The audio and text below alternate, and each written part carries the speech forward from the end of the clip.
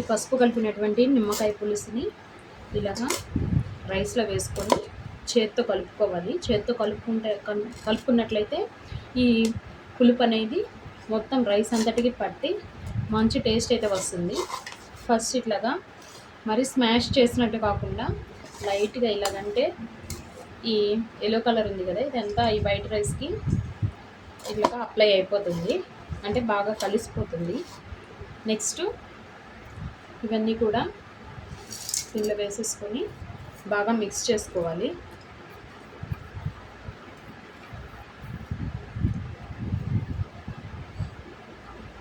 ఇంక ఇట్లాగే ఏదైనా ఉంటే కూడా కొంచెం రైస్ వేసి మనం మొత్తం ఇలా తీసేస్తే నీట్గా వచ్చేస్తుంది.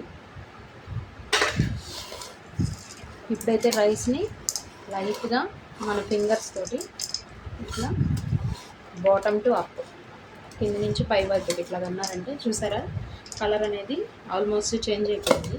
ఎక్కడో దగ్గర ఇట్లా వైట్ ఉంటుంది, దాన్ని మనం ఇట్లా అనేసుకుంటే సరిపోతుంది.